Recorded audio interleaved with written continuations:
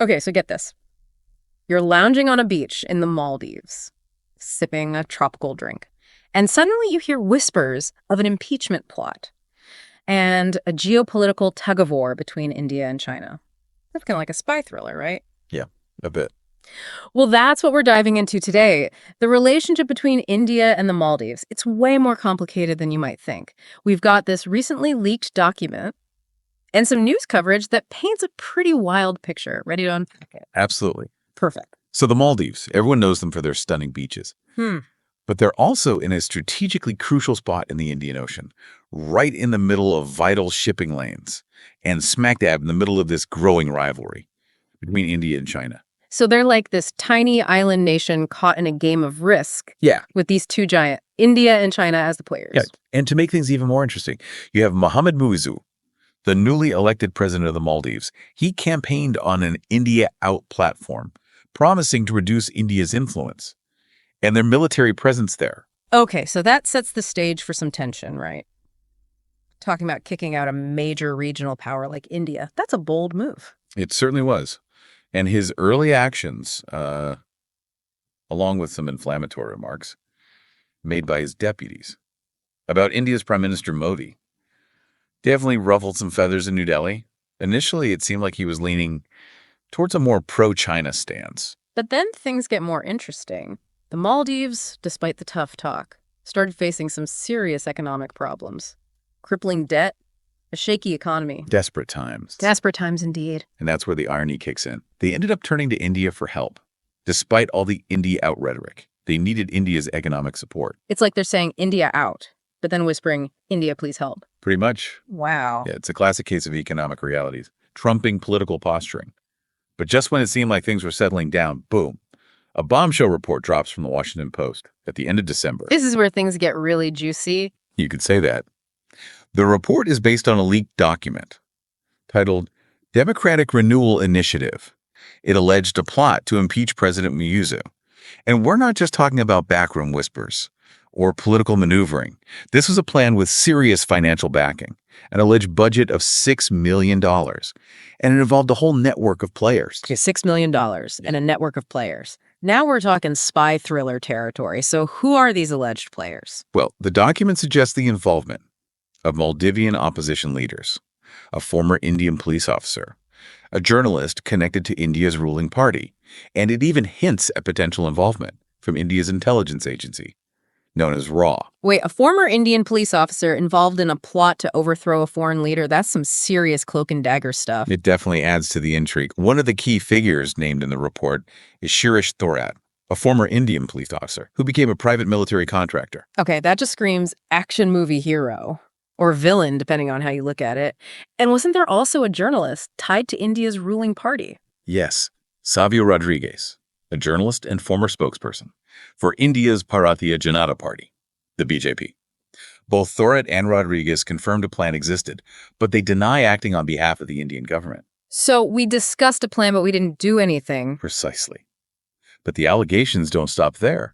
The leaked document suggests this alleged plot involves some pretty serious tactics, like bribing members of parliament and military officials. There were even whispers of potentially enlisting the help of criminal gangs to destabilize the country. This was about potential regime change, a high-stakes gamble. Wow, this is heavy stuff. So how did the Maldivian government react to these explosive allegations? Well, as you can imagine, there were denials all around. Former Maldivian President Mohamed Muizzu stated he was completely unaware of any such plot, emphasizing India's history of supporting democracy in the Maldives. And what about India? Did they have anything to say about these allegations? Officially, India has remained silent. No comment on the specifics of the report, which just adds another layer of mystery. Right, silence can be deafening. But I imagine President Muizzu wasn't just going to sit back and wait while all this was unfolding. You're absolutely right. He made some pretty savvy countermoves. Reports suggest that pro-Muizzu lawmakers allegedly offered bribes of their own to opposition MPs, effectively neutralizing the impeachment threat. It was a clever power play. That solidified his grip on power. So it sounds like this alleged plot, real or fabricated, backfired pretty spectacularly. That seems to be the case. But before we jump into the fallout and implications of this whole affair, let's step back and look at the bigger picture, the geopolitical context of the Indian Ocean. Okay, because this isn't just about a leaked document. And a few individuals write, This is about the bigger game being played out between India and China in a strategically crucial region. Exactly. The Maldives, with its strategic location, is like a pawn in this high-stakes chess match between India and China. It's fascinating how a place like the Maldives, known for its beaches and luxury resorts, is at the heart of such intense geopolitical maneuvering. Right. It's like a real-life spy novel, unfolding in paradise.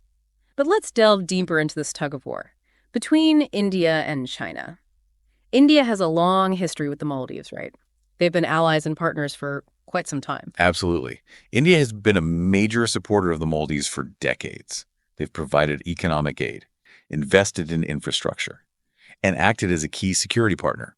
They've even intervened militarily to protect the Maldives from threats. Like back in 1988, when they helped stop a coup attempt. It sounds like India has really gone the extra mile. They have. They've consistently provided training and support Yeah. to the Maldivian military and police. So yeah, it's a relationship with deep roots. But China's been making inroads too. Their influence seems to be growing rapidly, especially with their Belt and Road Initiative. No doubt about it. China's Belt and Road Initiative has been a game changer for the region. They've funded massive infrastructure projects, like the new bridge connecting the capital Mail to the airport island. I've seen photos of that bridge. It's impressive. A real symbol of China's growing presence. It is. And it's not just infrastructure. Chinese tourism to the Maldives has skyrocketed, and Chinese companies are investing heavily. They see the potential for growth and influence there. So the Maldives is in a unique position, benefiting from this competition between India and China. But is there a downside to playing both sides? There's always a risk. When you're balancing between two powerful rivals, the Maldives needs to be careful, not to become overly dependent on either India or China. Leaning too heavily on one side could alienate the other and have consequences for their economy and their security. It's like walking a tightrope, trying to maintain independence while also leveraging their position for economic gain. Precisely. And this alleged impeachment plot throws another wrench in the works. If India was involved, it raises questions about their commitment to democracy and respect for Maldivian sovereignty. Which, as we said, could damage their reputation as a reliable partner. But let's play devil's advocate for a second. Is it possible India felt they had to intervene to protect their own interests, given Muizzu's India out stance and his willingness to align more closely with China? It's definitely possible. From India's perspective, a pro-China Maldives in such a strategic location could be a direct threat to their security and influence. So they might have felt the need to take drastic measures. Potentially. But even if they fight justified, wouldn't a covert operation like this be incredibly risky? The potential for backlash and damage to their international reputation seems enormous. You're absolutely right. It's a high-risk gamble with potentially high rewards. If they had succeeded in removing Muizzu, they could have installed a more pro-India leader. But failure, as we're seeing, carries significant consequences. It's a fascinating dilemma. On one hand, you can understand India's concerns about China's growing influence. On the other hand, their alleged actions could backfire and push the Maldives further into China's arms. It's a classic case of realpolitik, where nations put their own interests first, even if it means bending the rules or taking actions that might be seen as unethical. So did India overplay their hand? Did they ultimately do more harm than good? It's still too early to say what the long-term consequences will be. But this incident has undoubtedly strained the relationship between India and the Maldives, and it's going to take a lot of effort to rebuild trust. So what does the future hold for these two countries? Is there any chance of them patching things up after all this? Well, you mentioned Muizzu's visit to India in October, and there were some positive developments. The currency swap agreement was finalized, and there were talks about further collaboration on infrastructure projects. Both sides seem to be making an effort to mend fences. But can they really move past something like this? This alleged plot, I mean? Can they just sweep it under the rug? It's going to be challenging, but not impossible. Rebuilding trust will require transparency, diplomacy, and a genuine commitment from both sides. Actions will speak louder than words. And maybe a little less cloak and dagger stuff going forward. I think that's a safe bet. So assuming they can work through this rough patch, what do you see as the future of India-Maldives relations? The Maldives will continue to be strategically important for both India and China. This delicate balancing act will likely continue, with the Maldives trying to leverage its position to gain benefits from both sides. It's a precarious position, but they've managed to navigate these complexities for quite some time. So this whole episode, with all the drama and intrigue, is really a microcosm of the larger geopolitical dynamics playing out in the Indian Ocean. Exactly. The Maldives is just one piece of a much larger puzzle, but it's a piece that carries a lot of weight. The outcome of this game of influence will have ripple effects throughout the region and beyond. It's a fascinating and complex situation, and one we'll definitely be keeping an eye on. But for now, let's shift our focus to the broader implications of this story and explore what it means for the future of the Indian Ocean region as a whole. Okay, so we've uncovered this alleged plot, we met the key players, explored the immediate fallout, but let's zoom out for a second and look at the bigger picture. What does this situation in the Maldives tell us about the future of the Indian Ocean region? Well, it's fascinating because this isn't an isolated incident. The Maldives is just one example of a small island nation caught in the middle of this rivalry between India and China. It's a pattern we're seeing across the whole region. So it's not just a one-off event, it's a trend. Exactly. Think about Sri Lanka. They've been grappling with similar challenges, trying to balance their relationships with India and China, often taking on debt they can't repay, which just makes them more vulnerable. It sounds like this competition between these two giants creates a whole new set of challenges for these smaller nations. Absolutely. These countries are being forced to make tough choices, often with limited options. They need investment and support, but they also want to maintain their independence. It's a very difficult balancing act. So it's not just about who offers the most money or the best infrastructure deals. There's more at stake. Much more. It's about strategic alliances, political influence, long-term security. These smaller nations are becoming pawns in a much larger geopolitical game. And what does this all mean for India? They've traditionally been seen as the dominant power in the Indian Ocean. Are they losing ground to China? That's the big question, isn't it? India definitely faces a challenge. From China's growing influence, China's willingness to invest in these massive infrastructure projects through initiatives like the Belt and Road has given them a significant advantage. So is it a losing battle for India? Not necessarily. India still has some key advantages. They have strong ties to the region, historical and cultural ties, and they're often seen as a more reliable partner than China. And don't forget India's military presence. They've been investing heavily in their navy.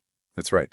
India is determined to maintain its presence, but they're going to have to adapt to counter China's growing influence. So what does that look like? What can they do to stay ahead in this game? Well, they need to focus on strengthening their economic ties, offering investment opportunities, and development assistance that can compete with China. So it's not just about military might anymore. No, economic power is just as important, maybe even more so. India needs to leverage its strengths, like its tech sector and growing middle class, to create partnerships. So it's about finding common ground, building win-win relationships. Exactly. That includes things like climate change, maritime security, and disaster relief, areas where India can show leadership. So after all this deep dive into India-Maldives relations, what's the key takeaway? What should our listeners be thinking about? The key takeaway is this. The Indian Ocean is becoming a very contested space. This rivalry between India and China is reshaping the geopolitical landscape, and the implications go way beyond the region. It's not just about these two giants, though. It's about those smaller nations caught in the middle. Exactly. Their choices, their challenges, their successes and failures, they'll all have ripple effects. It's a story that's still being written. It is. And it's a story worth paying attention to because it affects us all. The stability of this region is connected to the global economy. So this isn't just a regional issue, it's a global issue. Exactly. What's happening in the Indian Ocean today will shape the world tomorrow. Well, that's some serious food for thought. Thanks for joining us for this deep dive into the world of India-Maldives relations and the dynamics of the Indian Ocean region. Until next time, keep exploring, keep questioning, and keep learning.